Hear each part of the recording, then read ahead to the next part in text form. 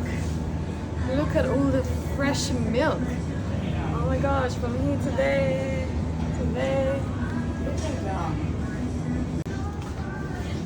Look, this is so good.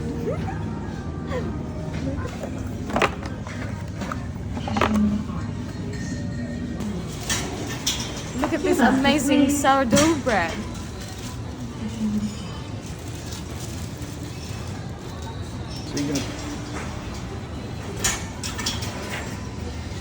Hello Pilipinas! Tanawa ra gud ninyo, moda ni ang milk sa Australia. Lamig kaayo. As in, fresh na fresh. Gahapon, gikan ni sa baka. Karon, nana diri sa botelya. Fresh jud. Makita jud nimo sa fridge. Wala siya sa kanang box gani. Kasi kay kani fresh jud kayo siya. Nya lami ma-taste jud nimo ang kalami sa gatas. So, I don't know.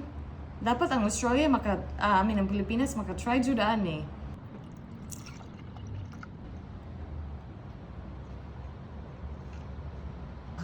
Lamig kaayo.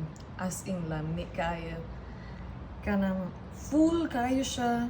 Unya, tasty kayo siya. Wala siya kanang nice sugar, pero dili. Tamis jud kayong dili kaayo. Basta lamig jud siya. Alright. So karon, gusto na ko ipatry sa inyo haning lami kaayo nga sourdough bread diri sa Australia. As in, mutangan na to niya siya butter. Unya, try na to. Try na to. Nani kumukaon day sa bread. Sabi kayo.